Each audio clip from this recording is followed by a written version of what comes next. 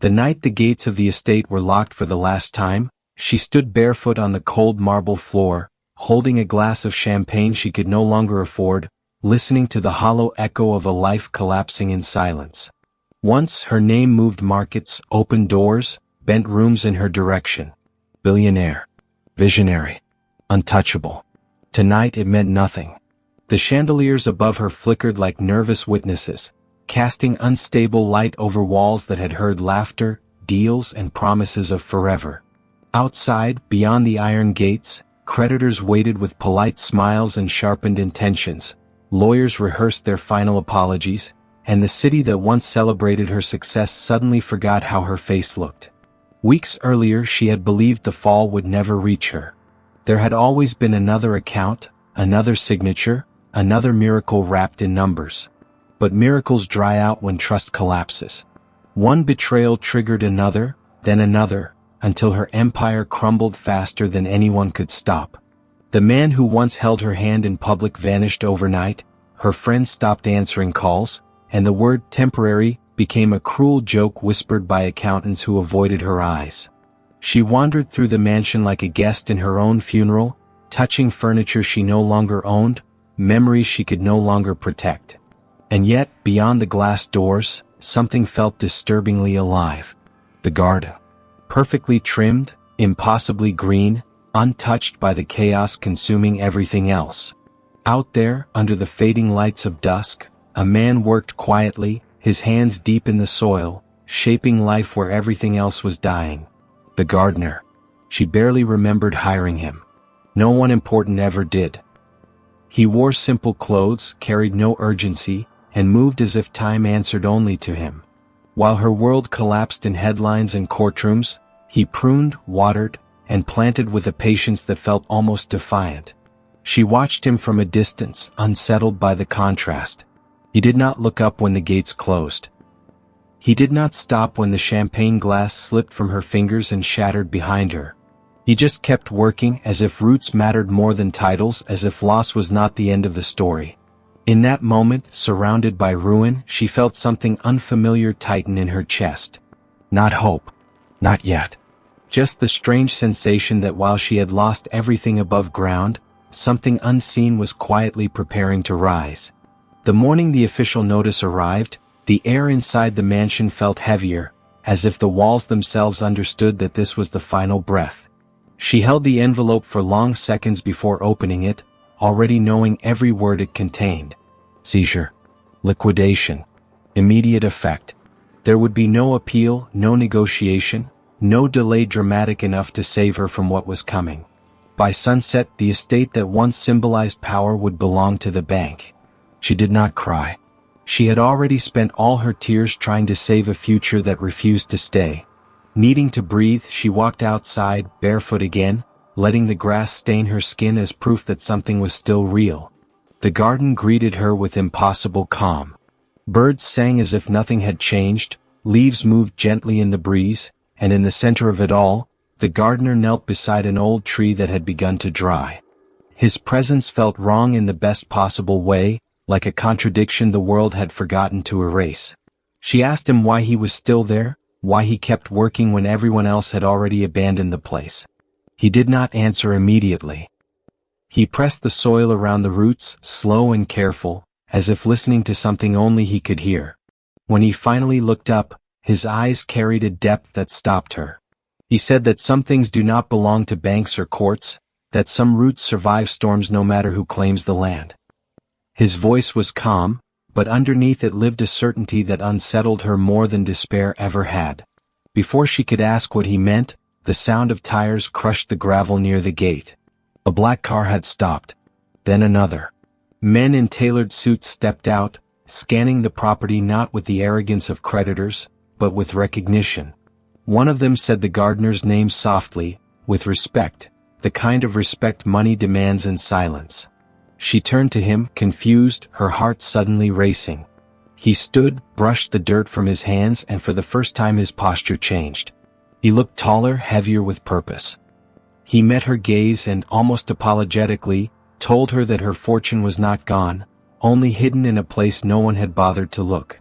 Then he walked toward the men, leaving her alone among the trees, holding a truth she did not yet understand, knowing only that everything she believed about power, loss, and the man she thought was nobody was about to shatter. She was a billionaire. The kind the world watched with admiration and envy. Her name appeared in headlines, her decisions moved markets, her smile opened doors that never closed behind her. Power followed her everywhere, dressed in luxury, applause, and false loyalty. Then, almost without warning, everything collapsed. One signature forged, one betrayal disguised as trust, one mistake amplified by greed, and the empire she built over decades fell apart in weeks. Friends disappeared. Partners vanished. The man who once promised forever walked away without looking back. The world that once praised her success suddenly decided she no longer existed. When the banks came, they didn't raise their voices. They didn't need to. Silence was enough. Silence inside the mansion. Silence in the halls where laughter once echoed. Silence in rooms still filled with priceless art that no longer belonged to her. She walked through that house like a ghost, touching memories she could not save, realizing that wealth doesn't disappear loudly, it drains quietly, leaving shame, fear, and a terrifying loneliness behind. By the time the final notice arrived, she had already lost more than money. She had lost her identity. But while everyone watched her fall, no one noticed what remained. Beyond the glass walls of the estate, past the perfectly trimmed hedges and ancient trees, there was a man working in silence. The Black Gardener. Invisible to guests. Ignored by executives. Treated like part of the landscape rather than a person. He spoke little, listened more, and carried soil on his hands as if it were worth more than gold. While her life unraveled in courtrooms and headlines, he planted, watered, and protected roots, patiently, deliberately, as if he knew something the rest of the world didn't. She never imagined that the only person who stayed when everything was taken from her would be the one everyone overlooked. She never imagined that real power could exist without noise, without titles, without recognition. And she never imagined that the man she barely noticed would be the key to saving not just her fortune, but her understanding of trust, love, and dignity. Because what she didn't know, what no one knew, was that the gardener was not who he appeared to be. Behind the worn clothes and quiet presence was a past hidden by choice, not circumstance. A mind that understood money better than those who destroyed her. A man who saw her not as a fallen billionaire, but as a human being standing at the edge of herself. And when the truth finally surfaced, it wouldn't just restore what she lost. It would expose how the world confuses appearance with worth, and how salvation sometimes comes from the hands we never thought to notice. Stay until the end, because this is not just a story about losing everything. It's about discovering who truly holds the power to save it all. Her name used to mean certainty. In boardrooms across the United States, it was spoken with admiration, sometimes fear, always respect. She had built her fortune from the ground up, navigating a world that tested her twice as hard for being a woman and 10 times harder for refusing to bend. She learned early that power came with a price, and she paid it willingly: long nights, broken relationships, a guarded heart wrapped in ambition. Success became her language, control her refuge. Love, when it appeared, was often transactional, measured in convenience and image rather than truth. The estate reflected everything she had become. Vast, elegant, perfectly ordered. Every detail designed to impress, to signal permanence. But permanence was an illusion she only understood after it shattered. The collapse didn't begin with noise or scandal. It began quietly with misplaced trust. A partner she believed in. Advisors she never questioned. Contracts signed in good faith. By the time she realized the foundation was compromised, the cracks were already visible to everyone else. The media framed her as careless. The market labeled her reckless. No one mentioned the betrayal. No one mentioned how quickly loyalty evaporates when money stops flowing. As her accounts froze and lawsuits multiplied, isolation became suffocating. The phone stopped ringing. Invitations disappeared. Friends who once lingered for hours suddenly had no time. Even her reflection felt unfamiliar, stripped of certainty, wearing exhaustion instead of confidence. She wasn't just losing wealth, she was losing the narrative of who she thought she was. For the first time, she faced a truth she had avoided her entire life. Without power, she didn't know where she belonged. And yet, the garden remained unchanged. Every morning, despite the chaos, she noticed the hedges trimmed with precision, the soil turned with care, flowers blooming as if unaware of foreclosure notices and legal deadlines. The gardener arrived before sunrise and left after dusk, moving through the property with quiet respect, never intruding, never asking questions. He didn't look at her with curiosity or judgment. When their paths crossed, he simply nodded, his presence steady in a world that refused to be. She began to linger by the windows, watching him work. There was something grounding in the way he treated the land, not as something to be conquered, but something to be understood. While everyone else spoke in numbers and threats, he spoke to plants, to roots, to time itself. In his silence, she felt an unexpected relief, as if the garden was the only place where she wasn't required to explain her fall. She didn't know his story. She didn't ask. Maybe because she was tired of answers. Or maybe because deep down she sensed that his calm wasn't ignorance, it was choice. In the middle of her unraveling, he became a quiet constant, a reminder that value didn't always announce itself loudly. And without realizing it, as her life narrowed and stripped itself down to essentials, the presence of a man everyone overlooked began to matter more than the approval of a world that had already turned its back on her. The first public humiliation came disguised as efficiency. A meeting she was no longer invited to attend. Her chair removed from the table she once commanded. When she finally walked into the law firm that had represented her for years, conversations stopped mid-sentence. The smiles were tight, rehearsed, uncomfortable. They spoke to her slowly, as if she were fragile, as if the woman who had negotiated billion-dollar deals suddenly needed to be handled with care. The word former followed her name everywhere, clinging to her like a stain she couldn't wash off. Soon the humiliation became personal. Former partners avoided eye contact in hallways. Investors who once begged for her attention now spoke over her, correcting her, dismissing her warnings with polite impatience. In one meeting, a young executive she had mentored for years suggested she step back, for her own good. The irony burned. She realized then that respect had never been permanent. It had been rented, paid for by success, and reclaimed the moment she stopped being useful. The estate became a battlefield of quiet losses. Furniture tagged for liquidation. Art removed from walls.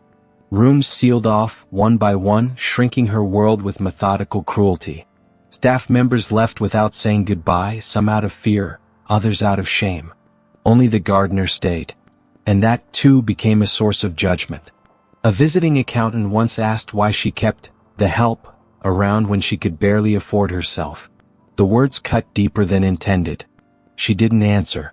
She just watched as the gardener lowered his eyes and returned to his work, absorbing the insult without protest. Neighbors who once waved now looked away. Headlines reduced her life to cautionary tales and speculative numbers. Online comments questioned her intelligence, her worth, her right to ever have had that much power. The world didn't just take her money, it rewrote her story. She felt herself shrinking under the weight of other people's conclusions, doubting instincts that had once guided her flawlessly.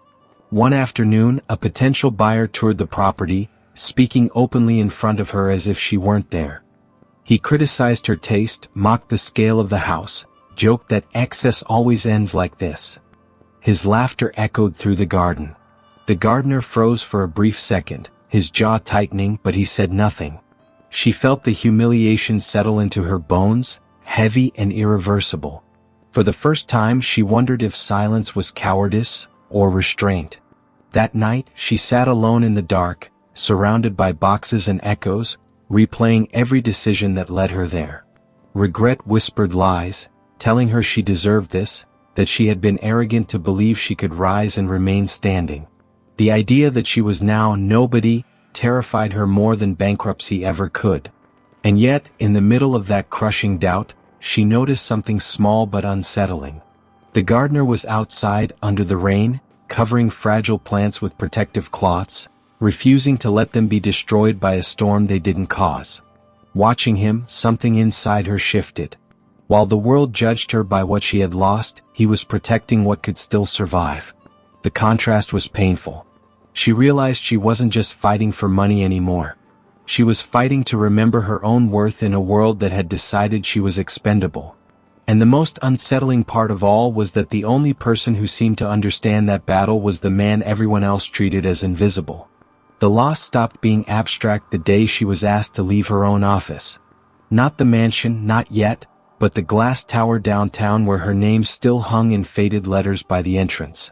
Security walked beside her, polite and silent, while employees she once greeted daily pretended to be absorbed in their screens. Her footsteps echoed through the hallway like an accusation. When the elevator doors closed, her reflection stared back stripped of authority, dressed in dignity that no longer commanded obedience. Meetings became interrogations. Lawyers spoke in legal shields, avoiding responsibility. Former partners rewrote history with effortless cruelty, claiming they had warned her, that the risks had been obvious. Every word chipped away at her confidence. She began to question decisions that once felt instinctive, brilliant. The worst part wasn't being blamed, it was being reduced. Reduced to a case file. A failed example. A cautionary headline. The media fed on her silence.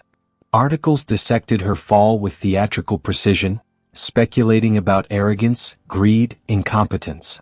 Commentators who had never met her debated her worth as if it were a sport. Online, strangers celebrated her collapse with disturbing enthusiasm. She learned how quickly admiration turns into appetite for destruction. The world didn't want her redeemed.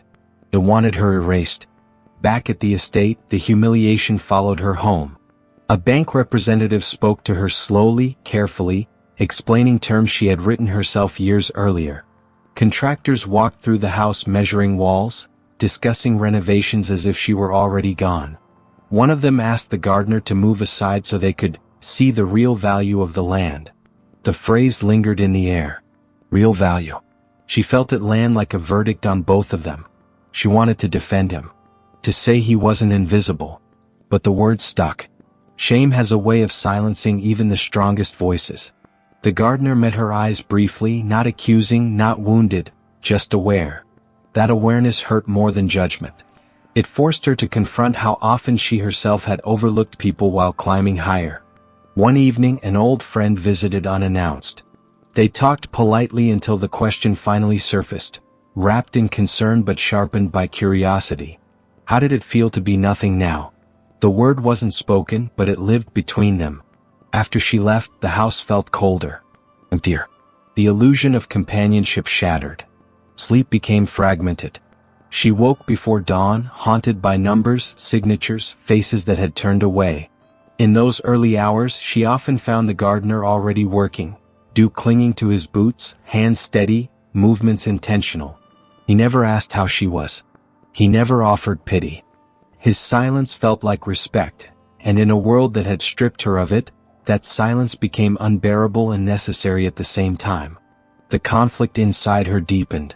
Pride battled despair. Anger fought shame. She wanted someone to blame, yet knew the truth was more complex. Betrayal had opened the door, but the fall had revealed something far more terrifying. Her identity had been built almost entirely on power. Without it, she felt exposed, uncertain, painfully human. And still, every day the gardener stayed. As if refusing to abandon something that others had already declared dead. His presence became a mirror she didn't know how to face, reflecting resilience, restraint, and a quiet dignity that money had never taught her. In the middle of her greatest loss, the conflict was no longer just external.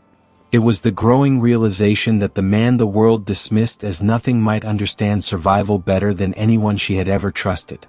The shift between them didn't happen in a dramatic moment. It began quietly, almost imperceptibly, the way healing often does.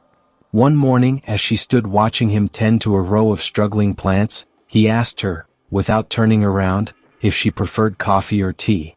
The question caught her off guard. No one had asked her something so ordinary in weeks. She answered softly, unsure why her voice trembled. The next morning, a cup waited for her on the stone bench, steam rising into the cold air. It wasn't luxury. It was attention. And that felt rarer than anything she had ever owned. They began sharing small silences. She sat nearby while he worked, the rhythm of his movements grounding her thoughts. Sometimes she spoke, unloading fragments of her day without naming the pain directly. Sometimes she said nothing at all. He listened the way the earth listens, without interruption, without judgment, absorbing what was offered and giving back steadiness. In his presence, she didn't feel the need to perform strength. She could simply exist. He taught her how to recognize which plants could still be saved and which ones needed to be let go. Not everything survives every season, he said gently. Some things exhaust the soil if you refuse to release them. The words lingered longer than the lesson itself. She began to understand that her life, too, had been overgrown with expectations, obligations, and people who drained more than they gave. As days passed, she found herself helping him, her hands in the dirt, nails stained, clothes marked by labor instead of status. For the first time in years, her body felt connected to effort that produced something tangible. Growth. Renewal. When a fragile bloom finally opened after days of careful tending, she smiled with a genuine pride she hadn't felt closing billion-dollar deals. The simplicity unsettled her. It also healed her. He, in turn, changed as well. He began speaking more not about his past but about principles, patience, discipline, timing. He spoke of setbacks as teachers, not punishments. She noticed how carefully he chose his words, how his silences were intentional rather than empty. There was a quiet intelligence beneath his humility, a depth that contradicted the way others dismissed him. Slowly, she stopped seeing him as the gardener and started seeing him as a man. One afternoon, caught in a sudden storm, they took shelter beneath an old oak. Rain soaked the ground around them, blurring the line between sky and earth. They laughed, softly, unexpectedly, at the absurdity of it all. For a moment, there was no billionaire, no failure, no invisible worker. Just two people sharing breath, warmth, and the rare comfort of being seen without labels. Something unspoken grew between them. Not rushed. Not demanded. It lived in gestures. The way he waited for her without being asked, the way she defended his presence when others questioned it. When she thanked him for staying, he simply said he knew what it meant to lose everything and still stand. She wanted to ask more, but something in his tone told her the truth would come when it was ready. Through him, she rediscovered parts of herself she thought were gone forever. Compassion, curiosity, vulnerability. Through her, he softened, allowing himself to care beyond duty. Their bond wasn't built on rescue but on mutual recognition. Two lives reshaped by loss, meeting not at the height of power, but at the ground level where roots grow deepest. The truth revealed itself on the day the garden was no longer hers. Movers arrived early, footsteps heavy with finality, voices echoing through a property already half empty. She stood by the edge of the lawn, numb, watching strangers dismantle the last pieces of a life that had defined her. The gardener was unusually still that morning. He finished his work, washed his hands carefully, and for the first time wore something other than soil-stained clothes. The change unsettled her. A black car stopped at the gate, followed by another. Men in tailored suits stepped out, their posture precise, eyes alert. She felt her chest tighten, assuming the worst. Another demand, another humiliation. But the men didn't look at her first. They approached him. One of them addressed him by name, a name she had never heard, spoken with deference rather than command. The sound of it fractured her understanding of everything she thought she knew. He listened quietly as they spoke, nodding once. Then he turned to her. In his eyes, there was apology and resolve intertwined. He told her the garden had never been a refuge by accident. He had come there deliberately years earlier, long before her fall, investing quietly through layers of anonymity, diversifying assets no one bothered to track because they were too focused on visible power. While others chased attention, he had chosen silence. He explained that when her empire began to collapse, he recognized the pattern immediately. The betrayal. The extraction. The same strategy used countless times to strip control from those deemed expendable. He stepped in, not as a savior but as a strategist who understood both money and people. Accounts were frozen, yes, but others had been secured. Properties leveraged. Legal pressure redirected. Her fortune had not vanished. It had been shielded. She struggled to breathe as realization hit. The man the world ignored was a financial architect whose influence moved invisibly beneath the surface. He had chosen to live simply, to work the land, to be unseen, because power without attention was freedom. He told her he stayed because he saw in her not a fallen billionaire, but a woman being erased by a system that rewards noise and punishes trust. The men waited for his command. He gave it calmly. And in that moment, as control returned to her life in a form she never expected, she understood the truth that redefined everything. Her fortune was saved not by influence, not by force, but by a man whose strength had grown quietly in the shadows. And the greatest revelation of all was not who he was, but who she had become by finally seeing him. The garden looked different after the truth came out. Not richer, not grander, just honest. She stood beside him as the movers left, the air finally quiet, the weight on her chest lighter than it had been in months. Her fortune was being restored, piece by piece, but she already understood that what truly mattered had nothing to do with numbers. Power had returned to her hands, yet it no longer defined who she was. She chose not to return to the life she once chased so desperately. Instead of reclaiming the mansion, she sold it and kept only the land that had taught her how to breathe again. She rebuilt her company differently, slower, transparent, human. And when the world tried to pull her back into noise and ego, she remembered the man who had shown her that real strength doesn't announce itself. He stayed not as a shadow, not as a secret, but as a partner. Not because he needed anything from her, but because they had found something rare in the wreckage of their lives. Respect that didn't depend on status, love that didn't need rescue. Together, they chose simplicity over spectacle, truth over performance. What grew between them wasn't born from wealth or loss, but from seeing each other fully when everything else had fallen away. She learned that empathy is not weakness, that humility is not loss, and that sometimes, you must lose everything the world applauds to discover what truly sustains you. He taught her that roots grow strongest in silence, and she taught him that being seen doesn't mean being consumed. In the end, her story was no longer about a billionaire who fell. It was about a woman who finally rose, because she learned to look beyond appearances, to value people over power, and to recognize love where the world taught her to look away. If this story touched you, let it remind you that second chances exist, often coming from the least expected places. Leave a comment telling us what part moved you the most, subscribe to the channel, activate the notification bell, and share this video with someone who needs to remember that real wealth is built with humanity, not gold.